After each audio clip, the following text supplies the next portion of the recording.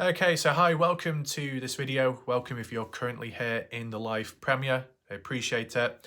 Today could be considered more of a semi-casual form of video, or at least from my mindset and line of thoughts, though it could come off as to some in an insightful, psychological, educational way, possibly. Feel free to share your thoughts either in the live chat box as we go throughout this discussion, or even leave a comment down below under this video if you've got any questions, any additional points, if you want to elaborate any thoughts. And of course, those that are watching on catch up, live replay, whatever, leave your thoughts down below. And as well, in the pinned comments, you will find some additional links in response to me. If you want to check them out, feel free to do so. If you're in a situation where you want to support the channel but in an anonymous way, you're able to. You've got the links down below, all under control. Okay, and like with this video, it's under control once again. Some people could argue and say, is this video really necessary at this moment in time after everything that's gone on or whatever has gone on recent or in the past? I'm making this video because I feel like making the video, just on the spot, talk about it.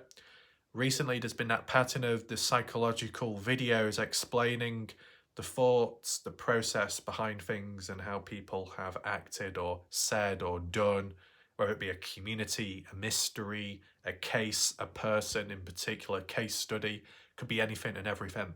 It can be applied. Once you've analysed one thing, then you can apply it to many other things, whether it be something big scale, small scale, important, significant or insignificant, it doesn't matter, right? Sometimes you can turn meaningless, not so important stuff into a much deeper aspect where it could reveal uncovered truths, uncover a different side to the story. Who knows, right? And I want to apply it today.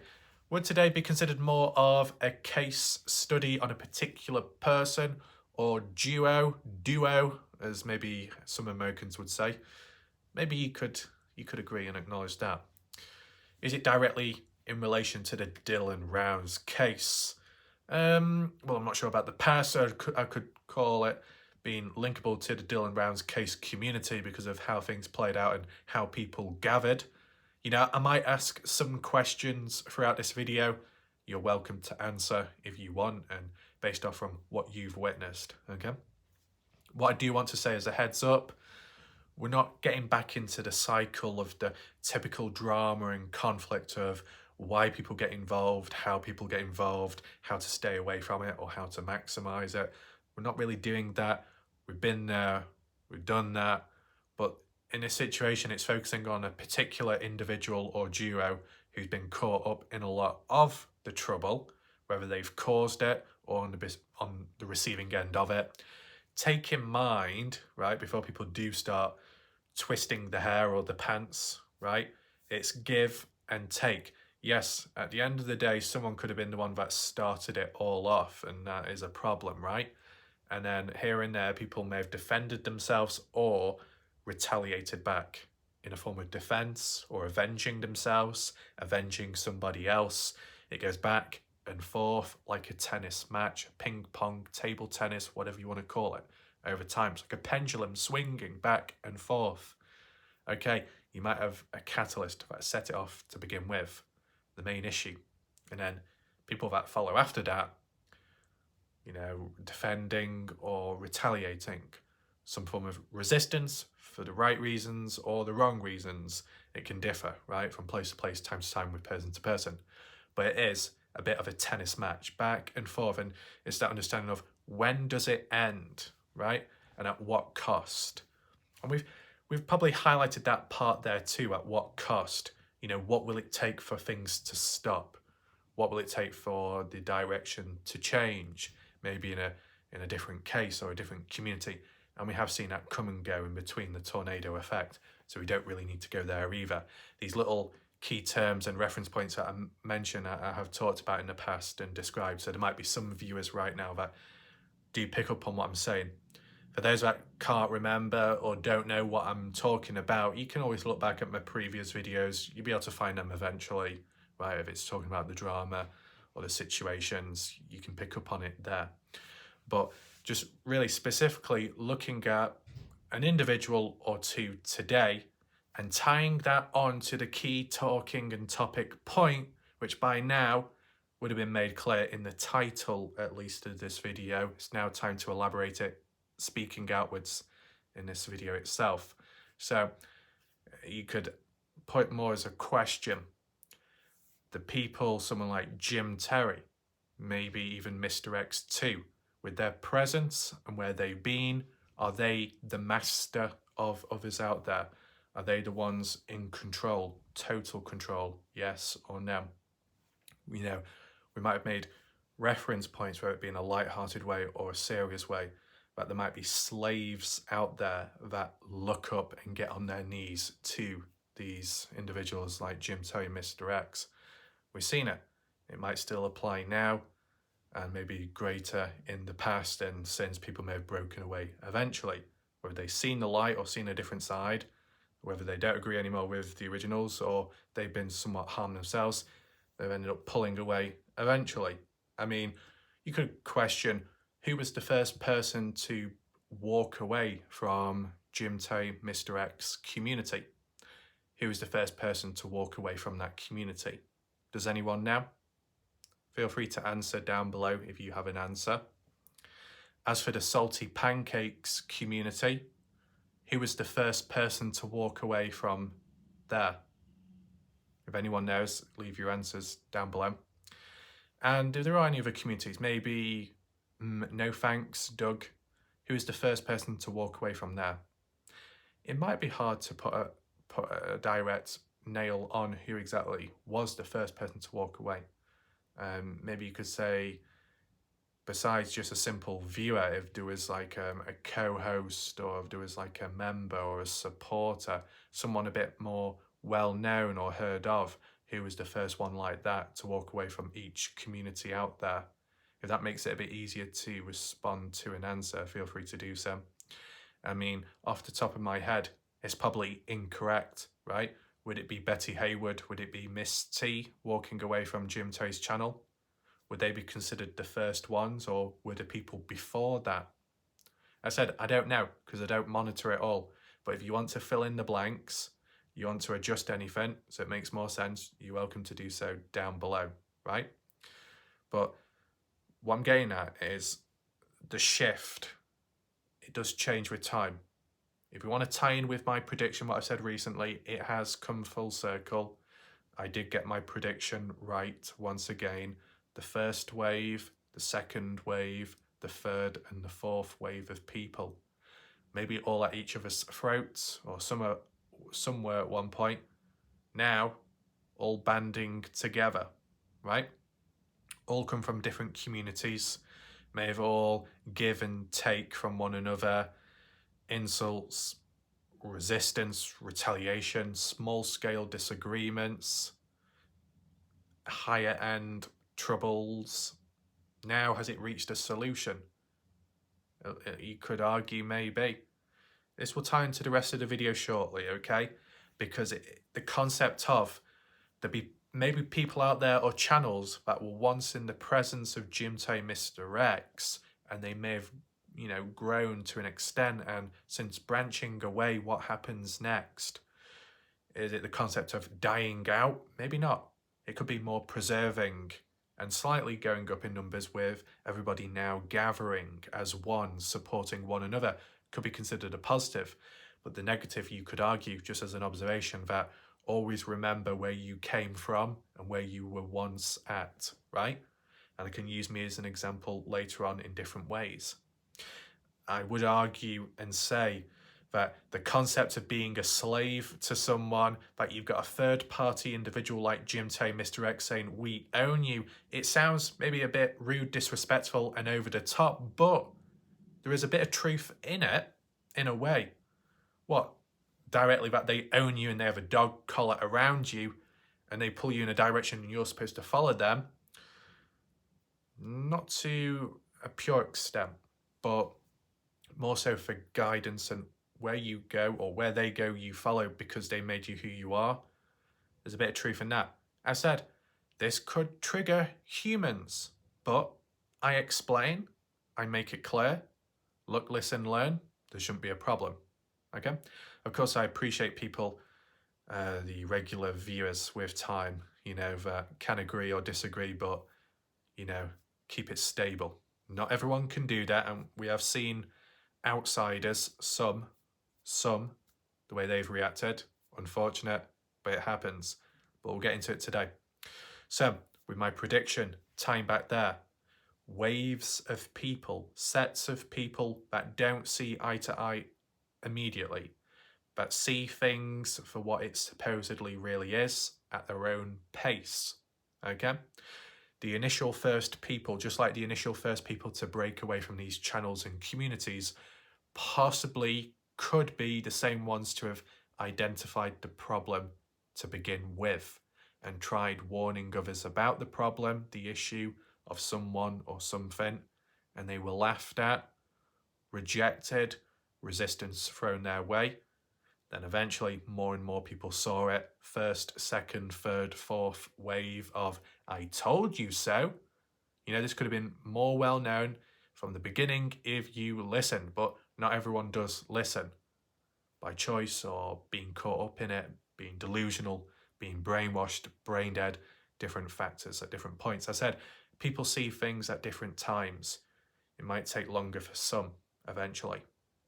But then once everybody or as many people as possible have finally seen the supposed truth and have broken away, they gather collectively. Different waves, almost like different generations of people going through different experiences or going through the same experiences at different points in life, at moments, different years or months, now gathering together. We're all one now. We've all seen it. We've been there, we've done that, and now we broke away. We've had enough, but now we share each other's pain. We share each other's experiences and whatever, so we can relate, right? There's almost like a concept of whether it be divide and conquer within different communities, you know, ruffling the feathers and causing a divide between two sets of people or so within a community that should all be on side with one another. But sometimes it can be done in an unnatural way, of course. But then fast forward onwards, when different sets do break away at different times through disagreements within, internally or externally, seeing it elsewhere, whether it be material or receipts, that when they do eventually gather in the future all together, and those original channels, creators, you know, the ones that claim to be the makers, the creators of making everybody else successful, will throw the line out now saying, oh, you know, where you've all gone, you're going to die out in numbers. You're going to suffer now without our presence. We made you, and now we're pulling out. So good luck to you. You're not going to stay around. You're not going to survive, but we are. You know that line? Obviously, Jim Terry, Mr. X has used it, or more so Jim Terry has. And does it apply? Is it true? It can be true at certain moments in time. Does it apply right now? Maybe not. It'll make sense in a second. So at a point in time, and by the way, I don't know exactly what order things followed in. If anyone can answer it down below, that's good. Feel free to do so. Who was the first, do you call it prodigy? Let's call it project. Who was the first project in the Dylan Rounds or true crime community, right? So you got the presence of Jim Terry, Mr. X. Who did they go to first to set up a channel for an individual, or at least give a created account a boost in numbers and views? Who was the first person out there? Because you might have Betty Hayward in the past. She already had a channel. She was making a few videos for Jim Terry, Mr. X at the time when they were in alignment with one another. But there wasn't full-on support there in that sense, because does it apply to Miss T Guidance? I don't know, because when you look at some channels with time, Bob Farrell, Twin Mama, who else? Maybe Danielle Luminati. Who else? It's hard to remember them all, right? But certain channels like that, Johnny Yarborough as well, up to a point in time, when you look at their own content, when you look at their own videos, or more so live streams, it can involve Jim Terry, Mr. X at certain points, okay? And maybe in correlation to the presence of those, there was a boost in numbers. And at a time where they were all in line with one another, when the next project was underway, when they thought, right, let's lock eyes onto this person out there in the eyes of Jim Tay, Mr. X, let's make this person a success because of us, right? Like, I don't know, some people could be wondering, why would you even lock eyes onto another channel? Why not do your own work? Do your own thing, grow yourself. Why do you have to start branching out and putting your fingers in other pies?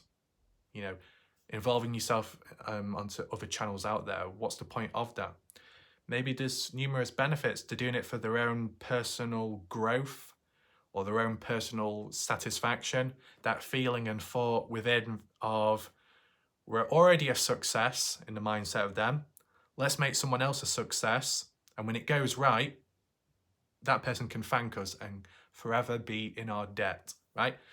Sometimes it could come along the lines of, you perform a good action, you do a nice thing for someone, you do a favor and maybe a few. And it could come across as, what do you expect back? You know, some people out there will do it for nothing in return, but others will do something nice in expectation of something in return in the future. So maybe by being able to grow other channels and other people out there, but they become thankful and forever in your debt. Oh, thank you, Master, for growing my channel. Thank you for your influence, your guidance, and giving me a boost in numbers in viewers, subscribers. Your audience has helped with my channel, and I've got an audience now. I will do whatever you say in the future, and I will be there for you whenever. So that external third-party person who already has their own growth or whatever can then dish it out here and there to other channels and other smaller people, whether it be current viewers, supporters of them, or random people. You go out there, you reach out, you do a good thing, you appear as a good person, you gain favour in that way. It looks like you're doing a good action, helping others out, helping the community.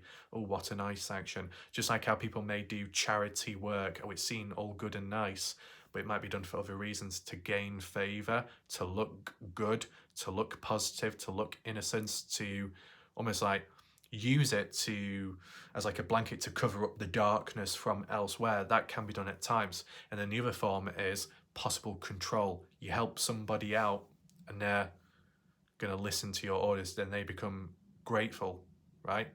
That if you help them enough and boost them enough that they rely on that service, they rely on that support, they rely on that life support machine. And if you tug away at that cable, they're going to feel the strains.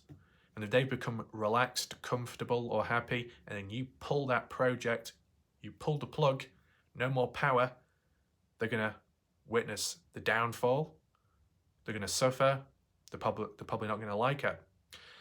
And it's that the outsiders, the likes of Jim Tay, Mr. X, you know, they can gain the satisfaction from helping others out whilst they're doing their own thing. They also can maintain a level of favour and popularity and positivity, how people will perceive them at times, when countering the negativity from the past of others out there that might have had a darker experience with them. Okay, but then also just being able to still have that power, maintain that power and control over others. You've made someone who they are now, but you've also got the power to take it away. You know, you've given them something, but you also have the power to take it back from them. And who falls off hard? The person that helped in the first place, or the one that benefited from the help in the first place? The one that benefited from the help in the first place will suffer the most, because what do they have to fall back on? Not much. But the one that issued out the help just moves on to the next project, the next person, or they stick to themselves and focus on their niche. Because the likes of Jim Tay, Mr. X, they already had their audience, okay? And maybe it really kicked off with the Dylan Rounds case, because I think that's when the channel on YouTube, before it was terminated, was really established. And when the live streams and the panels and the call-ins and the different types of methods done like that, then that's what then attracted people, right? You can come across a lot of Dylan Rounds community members who may have been slobbering and, you know, falling over one another, fumbling around, looking up to Jim Terry, right? In the early days, all the positive comments from TikTok to YouTube and wherever. Oh, wow, this person, oh, their investigation skills, their methods, oh, yeah, please. You know, all that. And you look at quite a lot of those people now, where are they? They're probably in opposition of Jim Tay, against Jim Tay, and some of which may feel like complete prats when they look back at those comments from the past, fantasizing, obsessing over Jim Tay, Mr. X. This is the thing. I'm going to cut in. You can get the problematic individuals, the ones in power or in a higher position, and then you've got the rest that follow, which is the majority. Who's the most powerful or who's the most dangerous? You know, it can be one or the other at different points in time. The leader who amasses all these people and may do brainwashing or some form of control, maybe, or maybe not. Just their presence is enough to be a magnetizing effect to draw people in. Okay? But once it gets to a certain point where there's power in numbers of viewers and supporters, then they can become the threat, the danger to either overturn the one in power or to go elsewhere and do coordinated attacks. This can apply on YouTube. This can apply in real life like wars, right? You got a group now. You got a battalion. What do? March on orders, coordinated strikes and attacks, or do they rebel and overthrow the person in power? And now you've got like just a group of like barbarians. They're going to go all over, ransack things, cause trouble. If they've been brainwashed in the process or they've become extreme supporters, then they can be dangerous and problematic depending on the extent and environment one is in. But both can equally be blamed or held accountable to an extent at least, right? The people that are vulnerable, easily vulnerable and controlled, you can't really blame them. Depends how messy the situation is, right? But a level of trust, at least just the cautiousness, is a fair response. So referring back to the first, second, third, fourth wave of individuals, the longer it takes people to realize the truth and break away from the darkness, those type of people you got to be most cautious of, right? What I've always said, and I'll repeat it right now, you've got the extreme die-hard supporters, almost like the SS back in World War II. Die-hard supporters from start to end, resulting in life and death, the full cycle. They were bad through and through. They followed orders. They were in support of it as well, and they weren't exactly brainwashed. They were in alignment with the higher ups. They stuck with it, right? Bad individuals you could consider, but loyal, yes. That's some form of a positive, okay? You might have the majority, the rest, who are going along with it, but not completely quite there with it, who then eventually lose interest and move away. You can still be cautious of them. It's the people in between who stick around for a fair bit of time, who deny this and deny that, the truth, but support their leader and support the actions of what that leader does to innocent people out there.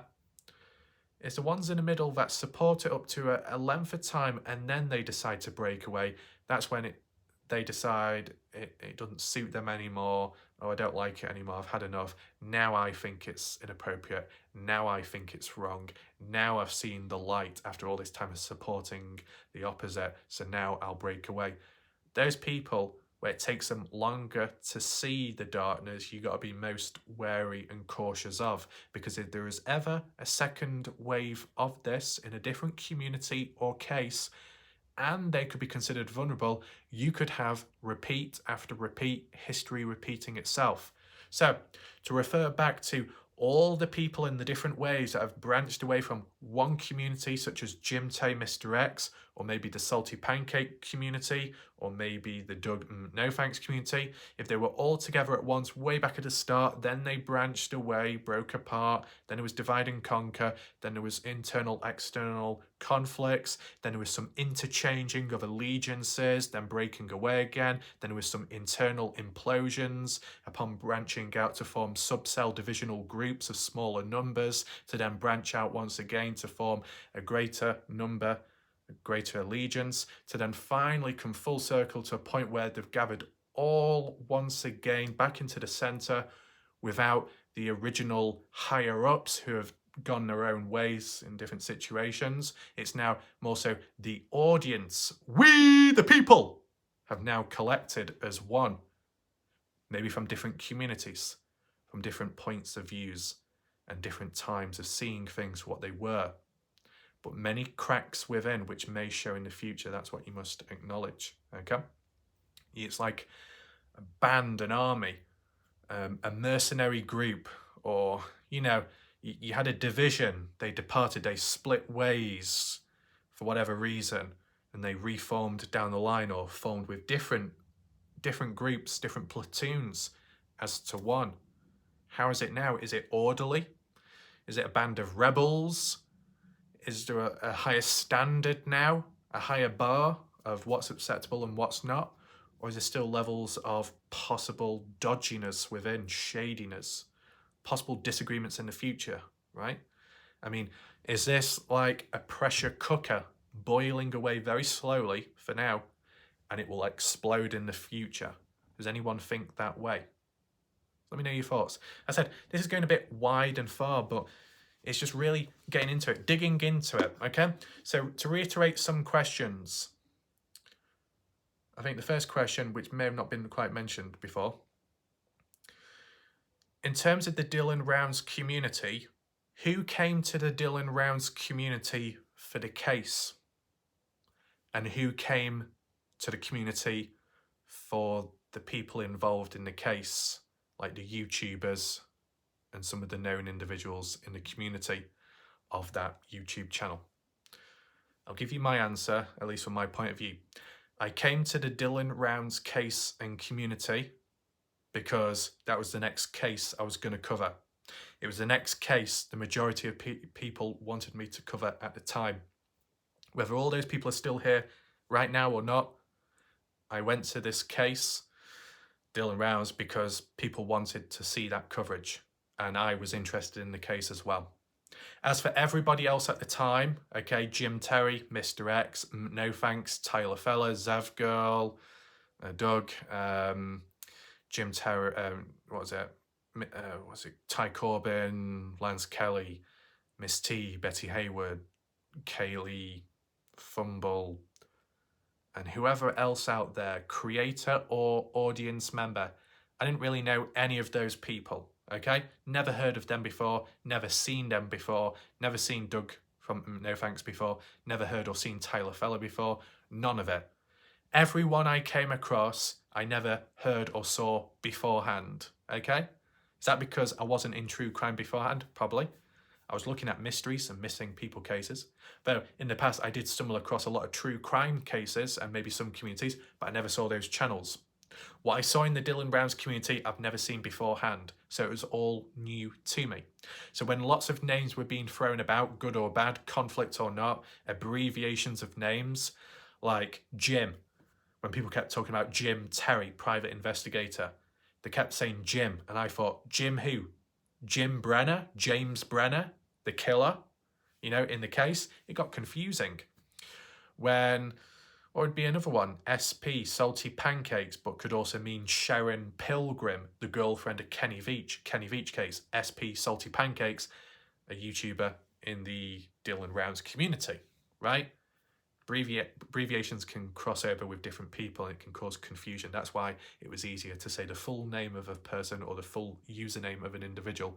It just made it easier to follow as you went along, right?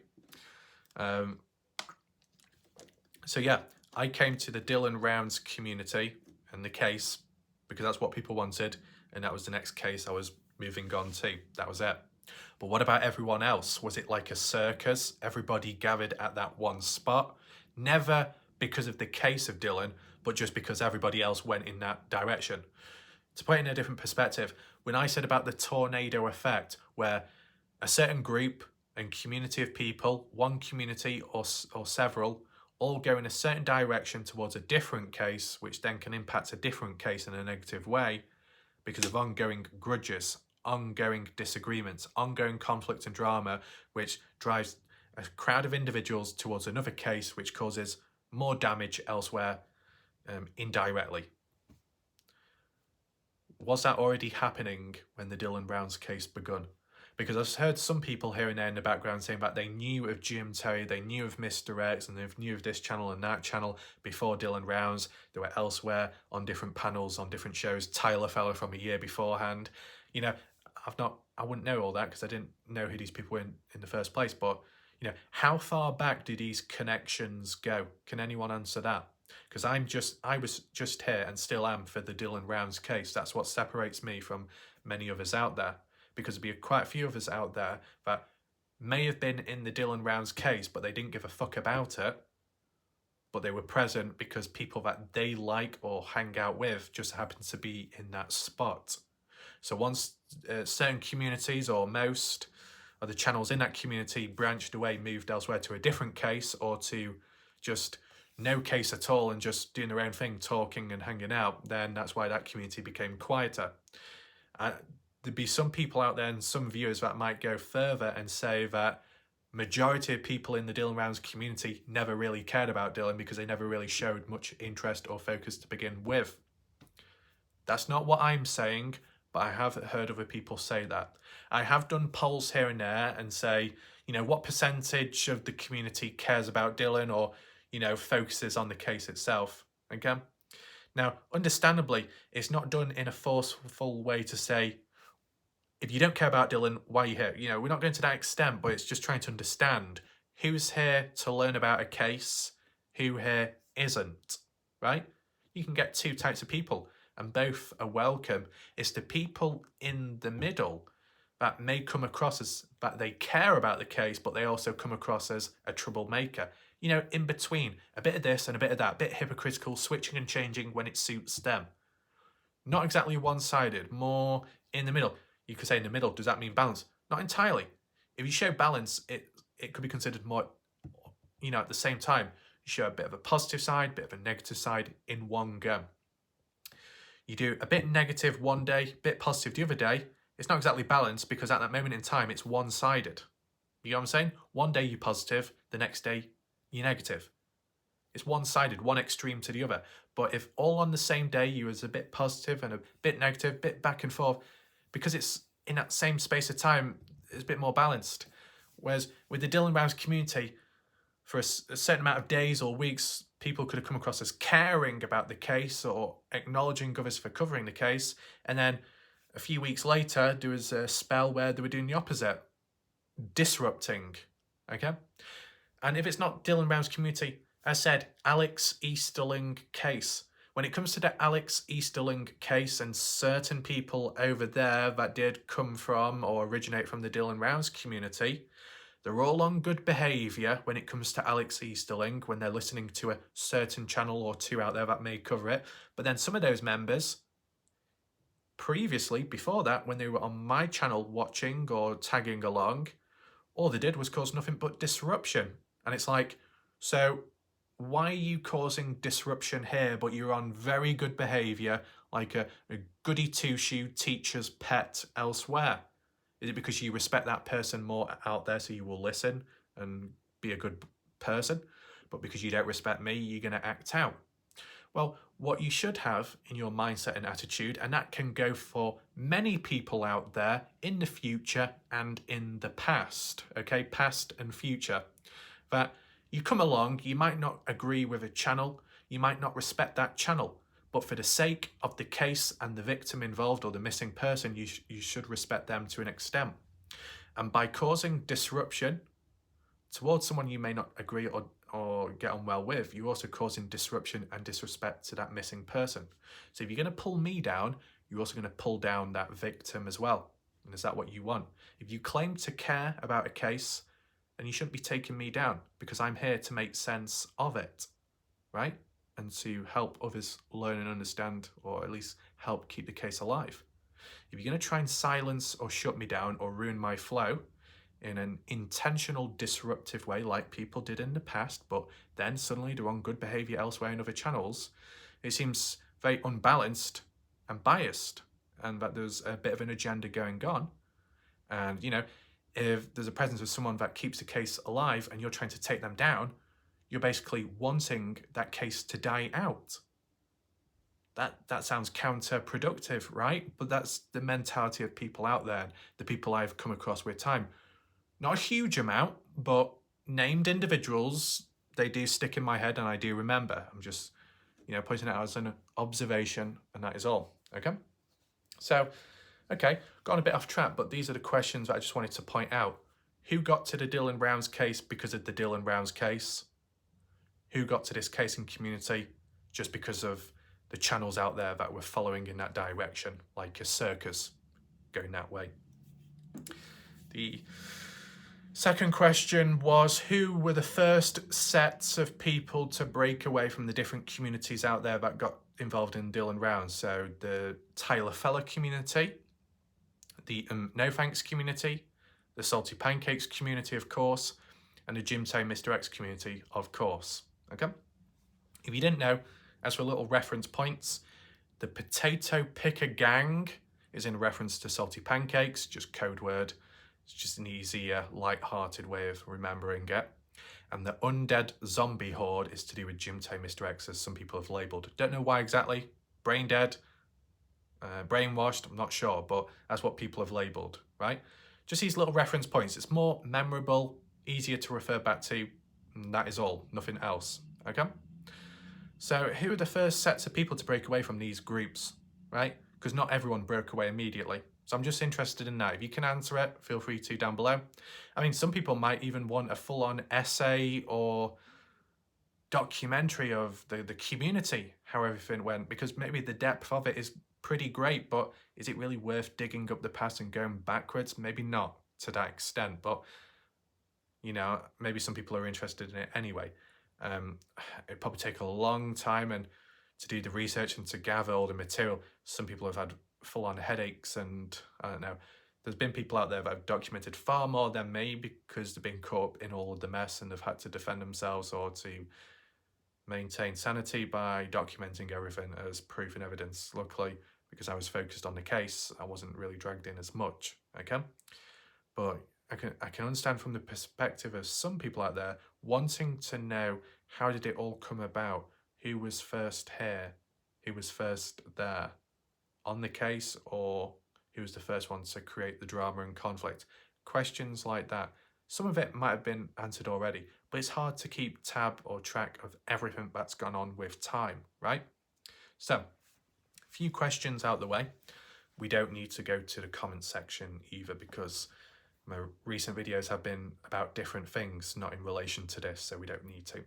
But if you do want to look and catch up on my previous videos, top right corner of the screen, I symbol, click on that and you'll be able to find them.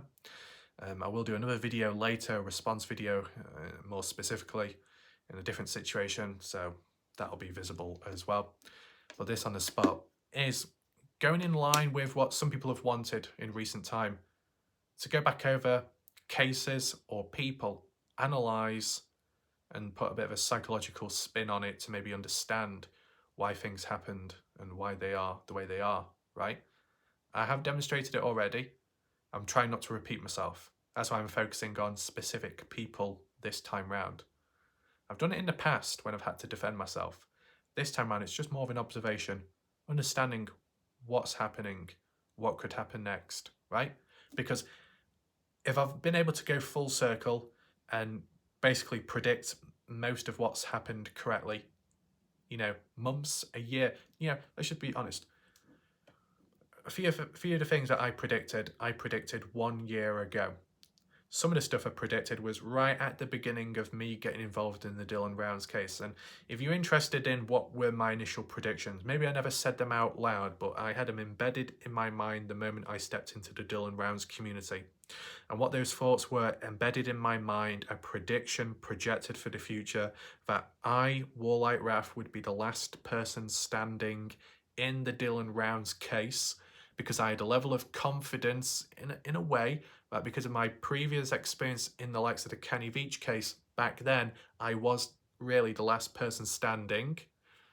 Obviously, people have come along the way since, full on SB Vegas Adventures, Jeff Clark still, and some keeping it alive and active, which is good. But at a point in time, I was the last person standing. Other people disappeared. Some were silenced. Some changed in behaviour, etc. The same happened in the Dylan Rounds case. Changes in behaviour, victim card being played, memory loss like a goldfish card being played, age factor card being played, possible disability card being played, right? And many other different factors to reduce attention, reduce the heat levels, etc. Bit diversion, quite a bit deflection.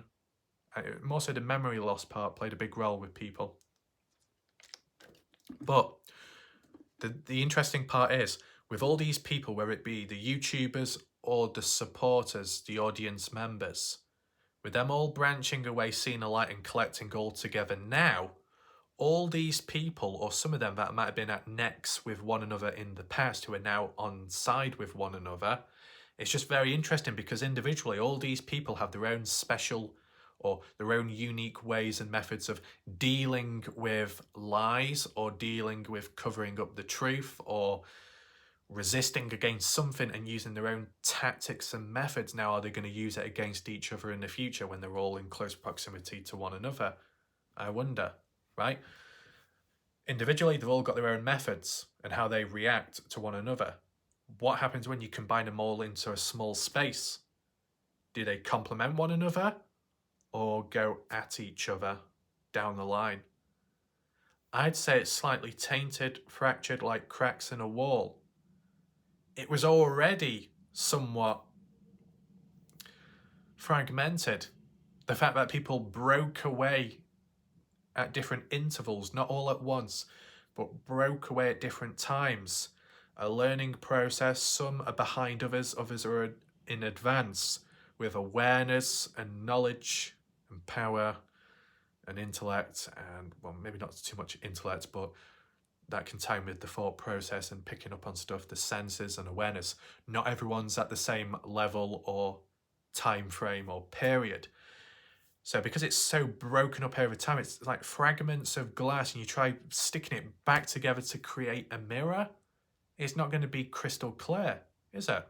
And if it's not crystal clear, maybe with time, with those fractures, deep-rooted ones already there, it could implode again.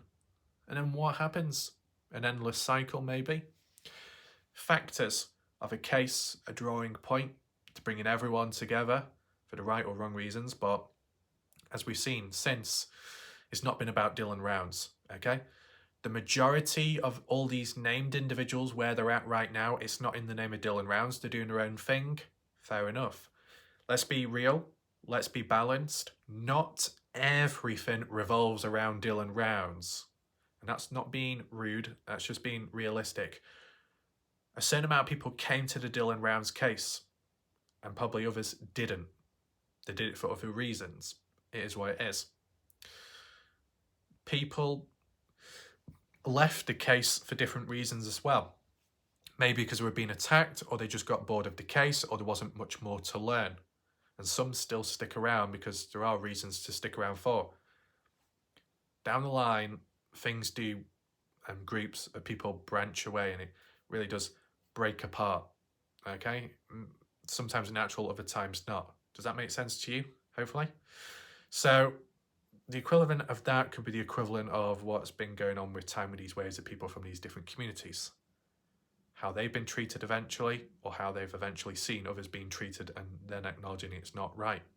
So if there's a delay in picking up on stuff, if with this new community and this new allegiance, this all at one inner state of everyone together consciously, is everyone all at one consciously or not?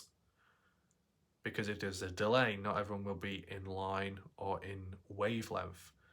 And it is not quite the correct tuning and frequency, and that delay could lead to misinterpretation or misunderstanding.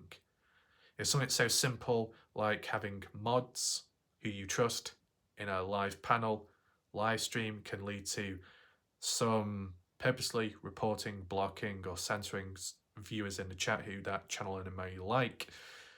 Or if it's done accidentally, that can lead to its own inner conflicts of how could you do this, you betrayed me, inner drama, inner conflict, that being revealed, exposed publicly, then the audience members having to go at that channel owner for pointing that person as a mod in the first place, then that mod having to go at that channel owner saying, oh, why are you controlling me? And then the audience members are saying, why are you controlling me? A complete clusterfuck on such a small scale situation. Hence why I don't have mods on my channel, because it would cause further problems. So what you got to do, best way of predicting, okay? Look at a small scale example, scale it up to the future. So this new allegiance, this new inner state of everyone being in together, right? More so, majority being audience members branching away from the Jim Terry crowd, the Salty Pancakes crowd, more so. Breaking away from those two communities to form their own. The viewers, the audience members, the semi-casual supporters of Jim Terry, Mr. X and Salty Pancakes, and the longer-term supporters too. What about the hardline people? There'll still be hardline viewers and supporters on Jim Terry's channel, just like with Salty Pancakes. Now, do I respect hardline supporters? To an extent, yes, even if it's on the wrong side, the dark side. And I'll explain why. Because you know where you stand with those type of people. You know, if you got a group, a force of evil or darkness, and it remains like that from start to finish, and no one jumps ship or abandons it and stays around from start to finish, consistency. Consistently dark, easy to follow as for the patterns of behavior. You know who they are, you know what you're dealing with. But the people that switch and change when it suits them, they're the sticky people you got to be cautious of. You don't have to be rude to them. You don't have to be disrespectful. You just be cautious because they may change at times when it suits them. They may support a dark force because they want to, because they can. They might as well, if that's their mindset. When it backfires on them or when they've had enough, then they move on to maybe something more positive. Oh, is that supposed to be good? Are we supposed to be grateful? No. Look where they came from, what they were once like, or what they were once supporting. You don't have to do a complete form of alienating those, no. But you can at least be cautious and just remind yourself in your head at least that, right, that person came from there. Let's just be a bit cautious. As said, no crime in being cautious or wary of someone or some people if it's in order to protect yourself from getting hurt. It doesn't have to apply to YouTube drama, YouTube communities. It can apply in other life situations, online, offline, doesn't matter. Anywhere, any place, anytime that involves humans switching and changing and maybe once being a dark force, then changing for the better. How long for? If their initial choice was darkness, won't they always return back to that? Not always, but sometimes it can happen. I mean, I don't know if that example links to the line of leopards never changed their spot. I can't remember the exact wording of it. I think that might have been used once or twice in the Dylan Rounds community by other people, not me, okay? If you wonder why I keep referring back to the Dylan Rounds community, because I'm basing it from my experience, that's when I heard about all these different people and channels, okay? You know, maybe my view is limited. If people date back further, before Dylan Rounds and around these groups of people, that's good. You can elaborate down below. Some people right now could be wondering, well, what's the purpose of this video and how does it link to the title? It all comes together eventually, okay? Patience. But I'm sure most people are patient, so I appreciate that. The point of this, whether you can apply it for the future to learn from, to avoid maybe some mistakes, or more so avoid trouble, or maybe avoid issues in general. If you ever have got into any of any of those categories. If you have made a mistake, or more so, if you have gotten into the wrong crowd of people and it's impacted you negatively, immediately or down the line, whether you've gone to the wrong crowd or the wrong crowd has come to you. You can learn those patterns, what to expect, what to do, what not to do. Apply that for the future. It might not happen again, so you're better off. That's why these videos are being made. They can be made for you, so you can learn if you want to and pick up on certain patterns if you wish to. So right now we're on low battery, which isn't a good thing, but never mind. See how long this lasts for. If the video does cut out unexpectedly, that's because of low battery, okay? So I'll just carry on talking for now at least. So, with everything that's been said up to now, how does it all link back to the analysis of Jim Terry, Mr. X, both, or more so Jim Terry, when it comes to who owns who? Well, the people, not all, because as I said, maybe the majority are audience members, but those that may have collectively come together since, as for the channel owners who have their own channels, their own videos, their own live streams, not all, but some of those people only came about around the time of when Jim Terry, Mr. X were present too. Direct correlation to some, yes, such as, you're my next project, I'm going to give you the numbers, I'm going to give you a boost, you're going to appear on my show, we're going to appear on your show, give and take, we're going to help you grow, okay? If you do this and you do that, then we'll do this for you. So it's a bit of give and take. Any official contracts? No, not that deep there. So it's not like if people break away from an agreement, there's no contract, so you're not going to get caught up in any mess there. But I think it's more so, I don't know what you call it, a level of respect and acknowledgement, and people could laugh at that and think, why should one respect Jim Terry, Mr. X? Why should you respect them to begin with? It depends what situation you're in, okay? And let me give an example right now to make it clear so people understand. If you are a channel owner, basically anyone that leaves comments on YouTube, you have a channel. Whether you have videos on your channel or not, you have a channel. To leave comments on YouTube, you need to create an account, you need to have a YouTube channel. End of. There's no going about that. That's how it is, okay? So, if you decide that you want to make a go of things with your channel, you start making videos before or after the presence of Jim Terry, Mr. X, okay? If you're in a situation where you've got hardly any subscribers, hardly any views, and if you do have videos on your channel, really no one's watching them, you're not really going anywhere at this point in time. But then maybe because the people you're supporting at that time reach out to you, maybe, and say, do you know what? We can help you grow if that's what you want, and if you do this for us, we'll give back in return. You go along with that, and then they appear on your channel, such as Jim Terry, Mr. X. And because Jim Terry, Mr. X already have some form of audience, some form of loyal fan base for the right or wrong reasons at a point in time, wherever Jim Terry, Mr. X goes, the audience follows. So if you yourself are an absolute nobody with a dead end channel and Jim Terry comes onto your channel with the audience following behind, you're suddenly going to become somebody and somewhat known as a target by outsiders, of course, but then as maybe a welcomed guest by the inner group, the inner dark side, right? Now you've got viewers, live viewers more so, because the style of Jim Terry, Mr. X, and can apply to other channels out there, are live stream panels, live stream call-ins, a level of live interaction, not pre-recorded shows. Jim Terry said he doesn't like that stuff, he can't stand it. He wants live face-to-face or phone call talks, interviews, one-on-ones, having it out with one another, or just communicating in whatever way, right? That type of stuff. And other people have followed. The true crime community is more focused on live streams, while certain levels of it are focused on that. Take in mind, I do none of that. Mine are pre-recorded in a live premiere format. So you get a bit of both. The edited smooth side, and then the interactional live side, so people can react to it when it's being played back and it's worked. There's no point in changing that. Keep it as it is.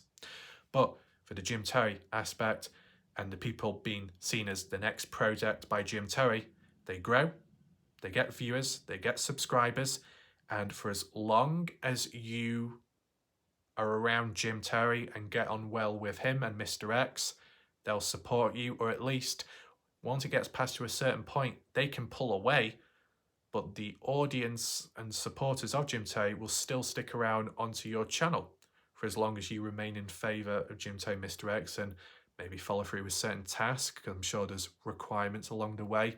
We'll give you a boost in views. We'll give you an audience if you follow our channel, appear on our panels from time to time, give out post community updates on your own channel about the next live stream coming by Jim Terry, Mr. X, and the other requirement of the don'ts. Don't be doing a live stream at the same time we're doing it, because it'll be seen as competing against us, and it seems like you're going against us, so we don't like that. Don't allow people onto your show. There is a block list of basically everyone. Just have us and the odd other person, and that's all good. You go against any of the guidelines, then they pull away, and then you suffer. That's the life cycle of these people, right? Where are all these people at right now? All together, or mostly all together. Have they benefited in the end? In a way, yes. Are they better off now than what they were back then? Yes and no, right? The numbers may have not really gone down. Have they gone up massively? Not really. It's kind of still stayed the same. So that example what I give there, you could apply to Johnny Yarborough in the past. The idea of being set up, given the boost, given the growth, but then through disagreements and some falling outs or misunderstandings and branching away, Jim Terry, Mr. X said, fine, we'll pull the plug on you, boom. So Johnny Yarborough, for a certain length of time, may have suffered or dropped down statistically, but then with time, and others branching away and breaking away from these different waves and groups from the Jim Terry or the Pancakes community, then going in that direction of Johnny Yarborough. He may have been caught up in attacks by Jim Terry, Mr. X, and then the audience members felt sorry for Johnny, so they went to him to show support, and then that led to natural growth there. So sometimes when you're attacked, you can benefit from it naturally. You get attacked badly, you can be seen as a victim, so then people feel sorry for you and then come to you and show support. And if they like who you are as a person, they may stick around. And I guess that's what happened with Johnny. People see Johnny as a nice, kind individual. Some of us out there have a different perspective, but you know, people respect Johnny Yarborough, so they stuck around. So then there was like an effect there. So the growth went down when the plug was pulled, as you would expect, because if you went from a nobody to somebody because of a third party individual with their audience, whenever they pull away, that audience does too. So you go from 0 to 100 to 100 to 0 very quick. The odd few may stick around, but most go. And that's how it's been with most channels out there. But then slowly, channels that have had the plug pulled on them have grown back slowly and steadily. And I guess the catalyst, with more drama and more conflict going on with time, and more audience members from different groups having enough and parting ways, then they're all clumping together, from the Johnny Yarborough's channel to maybe the Twin Mamas channel to the Bob Farrell's channel. And then those channels are then collected together as one, and so are the audiences collecting together as one. So it's a big get together. For the right reasons, well, they're supposedly all in line with one another, and they stick together. But how long for? The real question you could ask, does it matter? Is it to one's concern? Is it of my concern? Does it involve me? Is it of my interest? No. But it's all part of the predictions and pointing it all out, because people that are watching right now may find themselves in a position similar to this in the future to avoid the possible clusterfuck, okay? Because if you had people from different gangs, rival gangs, all at each other's throats, their own leaders turned nasty, and they all found that a bit too extreme. So whilst they were once enemies at one point, now they're kind of on side with one another. But with that long-standing rivalry and that long-standing disagreements, that can always reignite itself in the future, okay? I know sometimes you use the line that through certain events and tragedies, it can bring people together and make bonds and understanding stronger than ever. Well, yeah, but I guess it depends what type of people get together.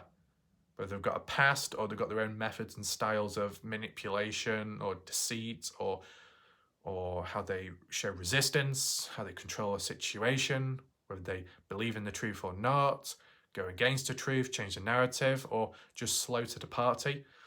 You piece it all together. Does it complement one another? Might be a bit of, I don't know, tension, gear grinding. Not immediately, but maybe with time. I'm just basing it off how communities have broken away, formed new groups, and then it's imploded down the line.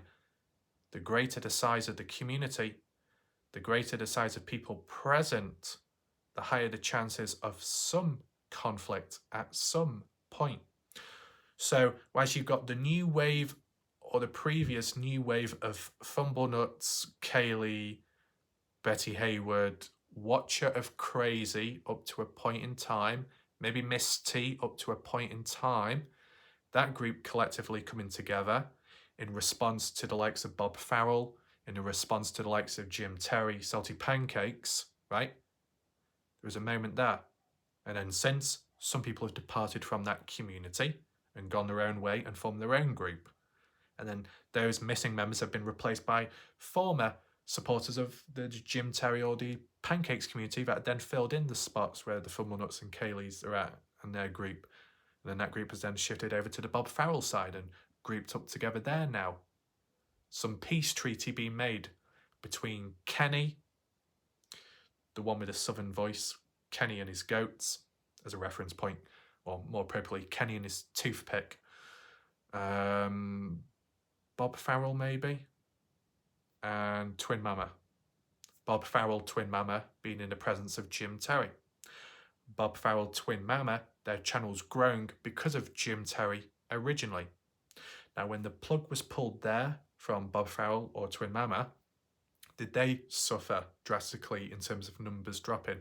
Not as much, because it was more so at a time of when other community members have had enough of the other groups that they stuck around this time round instead of going with Jim Terry's crowd. But maybe if it was done in the early stages, earlier days back then, people may have walked away quicker, kind of like the Johnny Yarborough situation. But, you know, Johnny Yarborough channel recovered in the end, number-wise, and with then networking with these others, that's what it is. Networking. Is networking good? Yeah.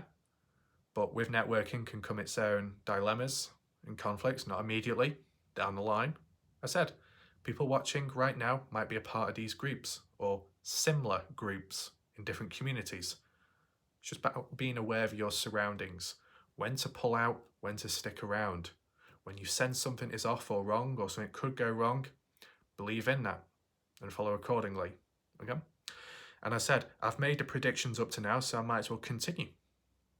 No part in only going so far. Finish what you started. And what was that exactly? Well, linking back to my predictions, I said I would be the last person standing in the Dylan Browns case. I was right. I had it embedded, etched in my mind, in my mindset. I would be the last person standing. Not because I'm better than other people, but because of the experience of being able to keep a previous case alive for over 2 years. I've done that with Dylan Rounds as well. And with the thought process, being able to pick out on different topics and cases or situations within the case and break it down bit by bit and really work at it and look and understand. And of course, viewers and others reaching out with their material, research and ideas, that helping as well. That's what's led to that consistent flow, right? And tying in line with the do's and the don'ts. Not networking too much. Not doing the live streams, panels, call-ins where it would make me a target and my channel at risk. Didn't do that. I avoided that problem. Not getting brainwashed by the people that claim it's the truth, claim that story narrative is really it when it has been twisted, but they've used certain wording to make it seem more real than it is. I didn't fall for that either. I didn't get brainwashed. I wasn't as vulnerable as some others were, right? These things that I avoided whether it be because I'm too cautious or too stubborn. It's enabled for me to still be here now and still covering the Dylan Rounds case when I can. But because of others that have made mistakes or got too caught up in the drama and conflict and been dragged down with it, it's resulted in them either pulling out of the case temporarily or completely. Okay, so I made that prediction. It happened. Warlike Ref, last person standing. Said it from the moment I got into the case, when I didn't know anyone, when I didn't know much of the story, and I didn't know much of the material. I just had it etched in my mind. I will be the last person, and I was. Okay? How long do you measure that for, though? Because new people could come on in the future. Well, I at least said up to a point of where I am the last person standing. How long will that last? Who knows? Probably up to the court date, court case, then people will come back. But still, technically speaking, I'm the last person standing because everybody else has moved on or got busy. It is what it is. It happens, right? But I've still managed to maintain it with the stamina, the consistency, the focus, the seriousness, despite everything else, and the balancing, juggling act too. The circus may be out of town right now, but I'm still remaining. Probably the best way of looking at it, okay? The second concept what I had embedded, etched in my mind before I got really involved in this case was there will be drama, there will be allegiances shifting about like how you would when you're changing clothes, okay? And even when you think things are safe and secure, you finally think you're on side with the opposition, but now all in line with one another, it can break down again in the future. Once there's cracks in the walls, that's where it starts going downhill. It's not about being negative, it's about being realistic, okay? Oil and water.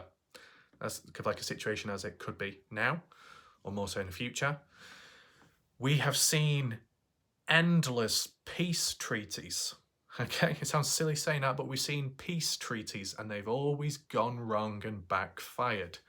We've seen peace treaties between Salty Pancakes Jim Tay that lasted for 1 to 2 days. And we've seen peace treaties elsewhere.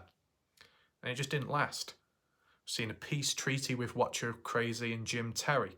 We've seen a peace treaty with Salty Pancakes and Watch Your Crazy.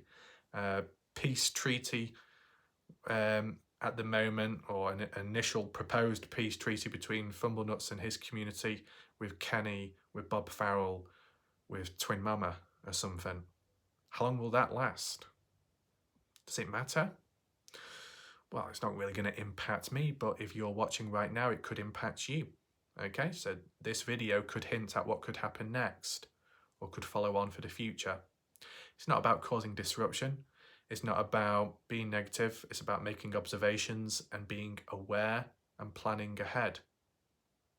You know, if people question that, you can just simply say, well, I'm living proof of planning ahead for the fact that this channel has survived through everything it's been put through and how people have treated it out there, individuals specifically. Not in high numbers, but, you know, the presence enough to cause, you know, disruption. Just like how in other communities people have tried. I mean, I could say there's a new wave of people now, a new observation with different cases that I follow or move on to, an instant form of hatred.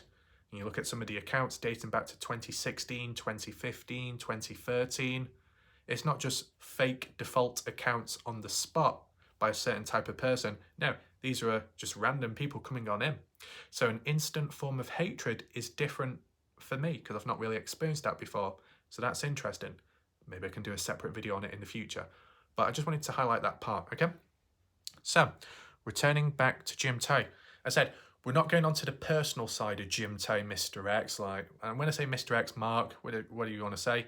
I noticed that Bob Farrell, or some person mentioned it, that Bob Farrell revealed or exposed Mr. X as his real identity, his real face. I assume it was done in a sarcastic way because I think it's pretty obvious who was who to begin with.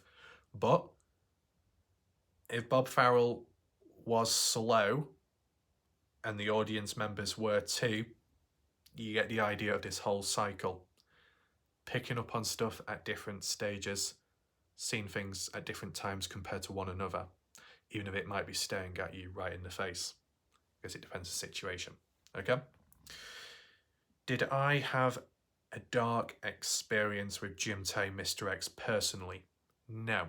So I'm not in a position to go deep there or, do the psychological background assessment there either.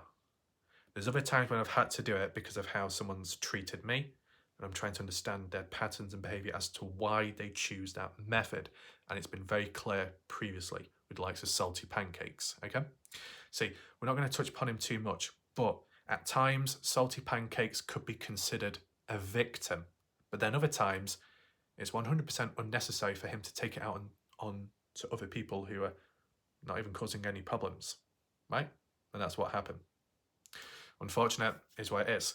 So yes, you can play the victim card, or people can play it on behalf of you, the victim card or the mental health bandwagon card, but it only goes so far, okay? There's still maybe a little bit of a responsibility to act in an appropriate way, or at least how you treat others who have got no link to that issue to begin with, okay? Because really, and like other people, witnesses have mentioned it, that I only respond back most of the time when I'm defending myself. Times like this is a standard, observational, educational form of learning, right? It's not causing trouble, it's learning about trouble and what's previously been troubling people. Okay? So, with that being in mind, how would you assess or analyse Jim Tay, Mr. X then? Well, if you just want to say Jim Tay, an individual that has an audience, people that follow him, Jim Terry, up to a point in time, has a loyal following.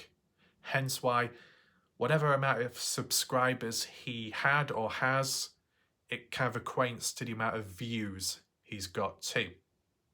Now, when it comes to Salty Pancakes, at a time, people made accusations about him saying, well, he's got 10,000, 11,000 subscribers on YouTube, but as for his views, it doesn't quite match up or add up, or on different platforms. He's got a certain amount of viewers, but as for likes to dislikes, it's very low.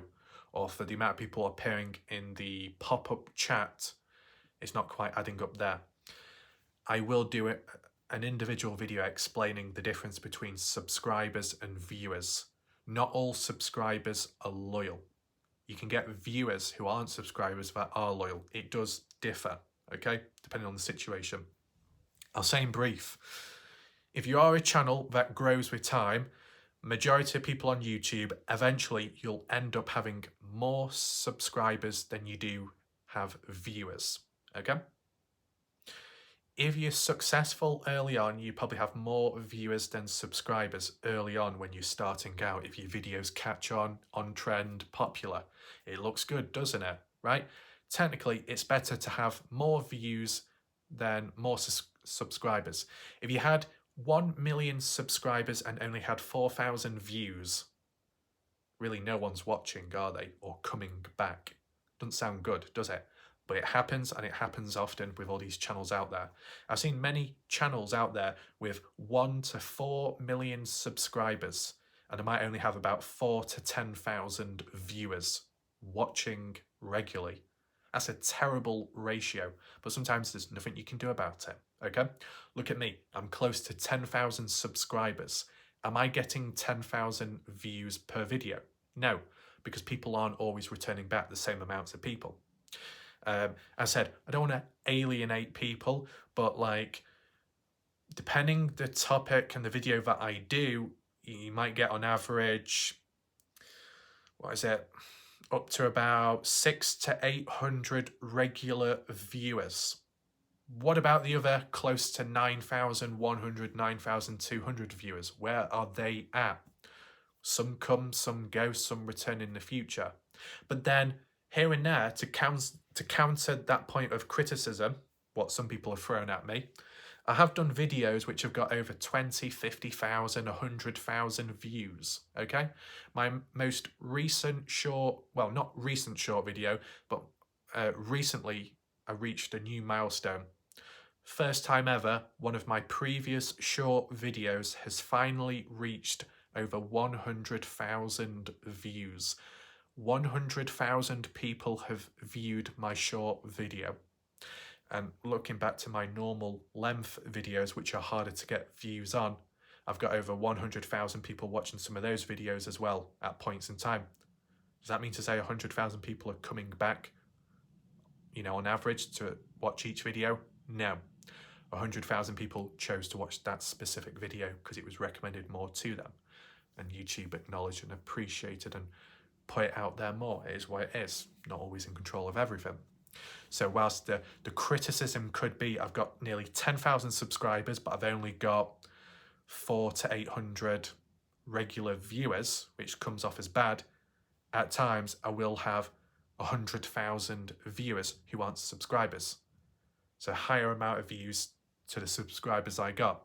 So it can go either way. I'll elaborate more in a separate video to help people out there understand what I'm referring to if it's not clear enough right now, okay? But with Jim Terry, the audience, the presence he has, or at least had at the time, you know, low battery again, 10% now, benefited those nobodies out there that then grew because of that presence and that consistent audience who then was then consistent with that channel and only remained consistent for as long as they were in favour of Jim Terry. And then once they weren't, well, the audience pulled away. Might have changed since, as we've seen with the Bob Farrell, with the Twin Mama, how they're sticking around more now, a bit more loyalty being displayed. Is it directly loyalty, you could say, or you could say it's not exactly loyalty, it's just that people are still in line with those people. So if they do feel that they moved over, you know, basically when Twin Mama, Bob Farrell were in favour of Jim Terry, whether they felt like slaves or not, or being controlled, Jim Terry supported them, his audience went to their channel, and then once the plug was pulled, some moved away and others remained because they were still in line or got on well enough with Bob Farrell, Twin Mama to remain there and not pull away. So they stuck around instead. A form of protest maybe. Is it a form of true loyalty? Not really. Because if you were truly loyal, you would have returned back to Jim Terry then. You're talking about pure loyalty. It can change. Loyalty can change over time. There are some people that have no loyalty. That's fine. But when some people come off as if they do show some form of support, like being around in a stream, being positive, but then going elsewhere and then being negative and talking behind people's backs, well, there's two different opposites to one extreme to another. Okay, not loyal, but try and make it clear. You're going to criticize one person, you go to a different place and criticize them. You're going to be positive here and you be positive there. You can be positive, but you don't have to be loyal. You can be negative, you don't have to be loyal. But if you're going to be like this here, be like that there to maintain that consistency of lack of loyalty or a form of loyalty. Makes it a lot easier.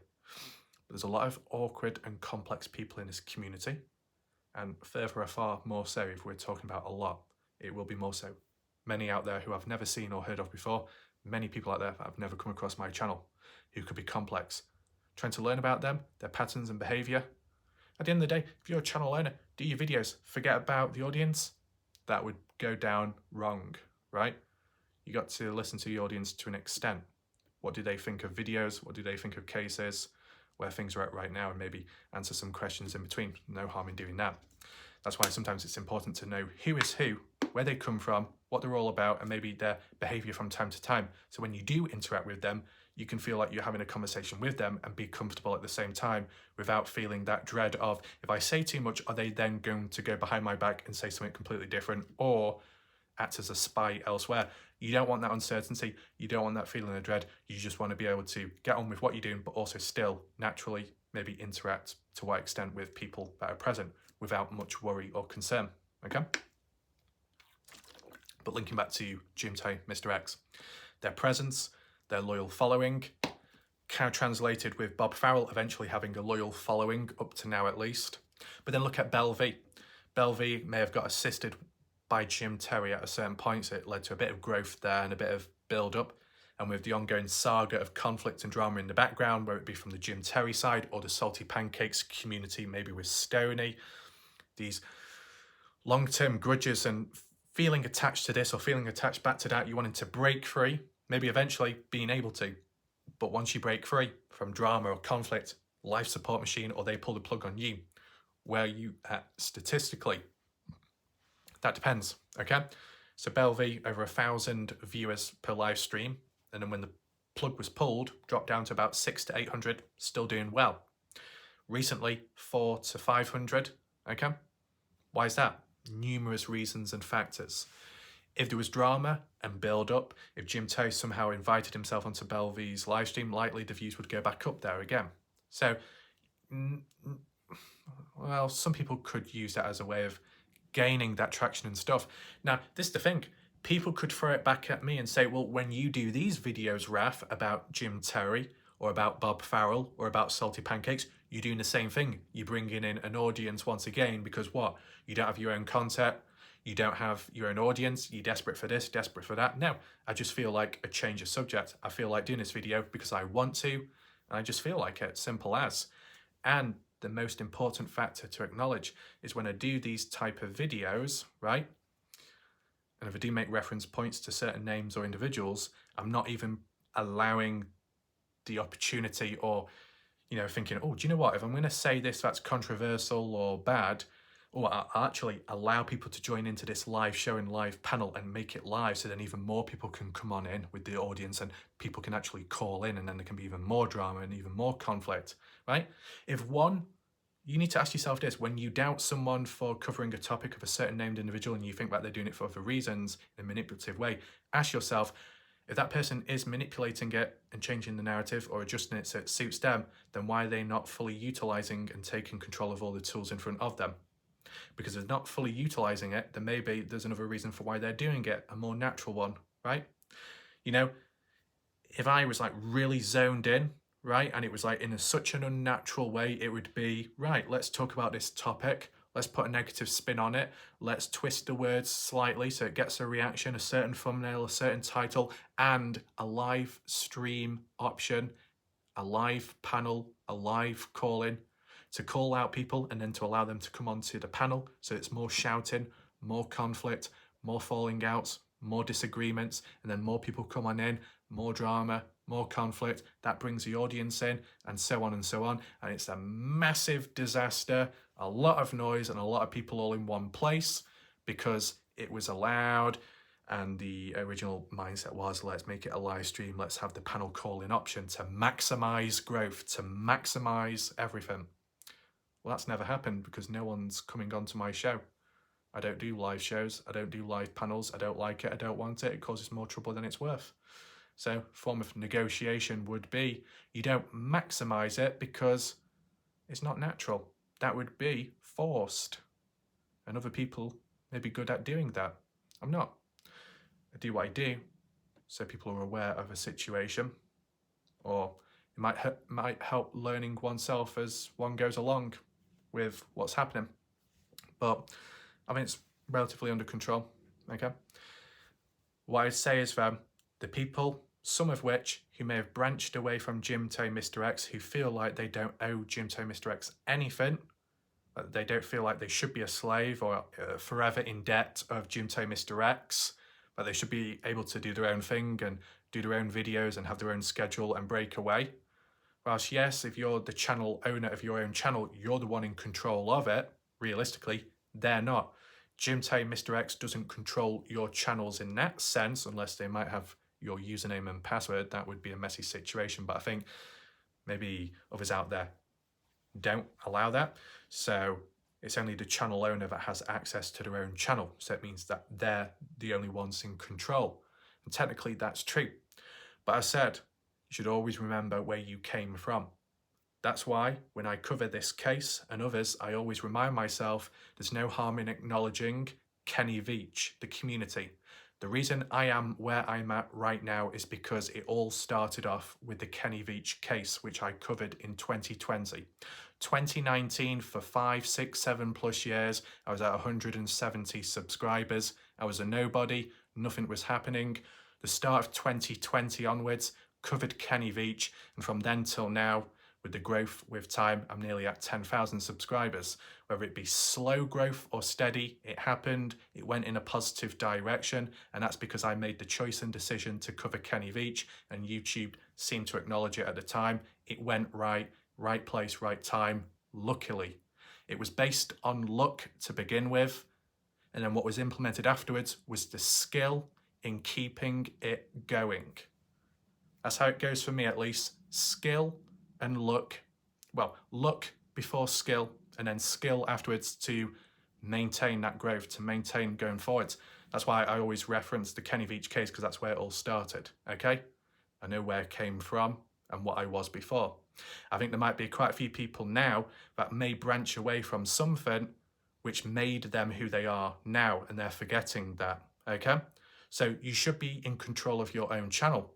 But if you relied on help from others, specifically relied on help from others, disagreements or not down the line, they practically made you who you are.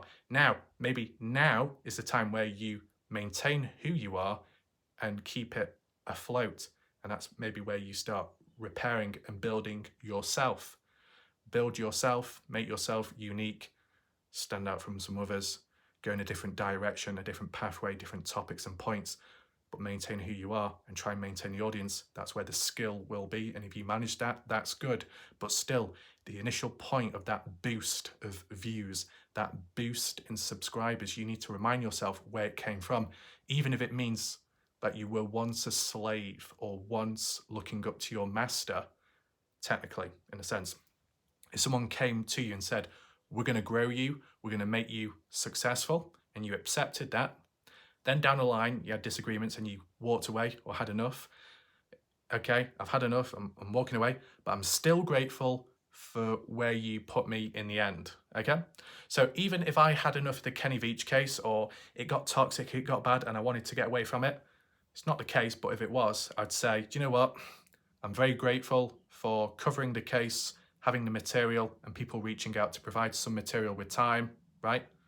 Which then led to the growth, etc., etc. It's now time to move away, but I do fully acknowledge that I am only at where I'm at because of back then, what happened back then.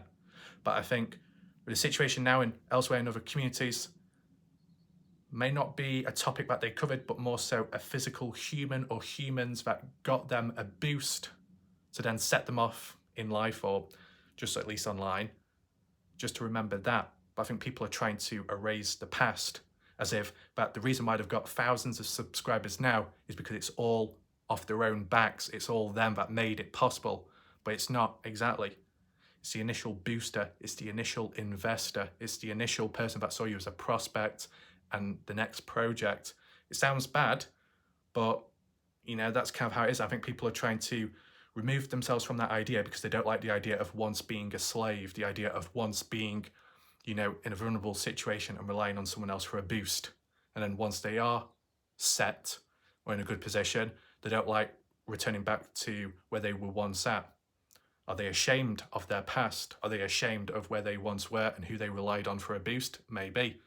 That's why they're trying to erase that and forget. Memory loss type situation, goldfish type situation. I mean, it's like someone like Betty Hayward or some others where they acknowledge that where they once were and where they are now and trying to break away, and it's supposedly been difficult stuff. Reference points being made there, still acknowledging the past and also now. That's kind of a positive, okay? But there might be others out there that were in the presence of a dark force and benefited from that dark force, but now they don't want any association with that dark force, nor acknowledging what that dark force did for them and why they are where they are at now.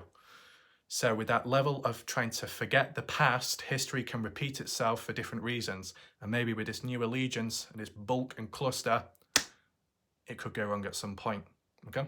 So I hope that makes sense and it's clear. Let me know down below or in a poll if you want a video elaborating this video, okay? But we'll leave it there for now. I think I'm on 5% battery. It's time to go before this video dies, okay? So see you next time. Goodbye for now.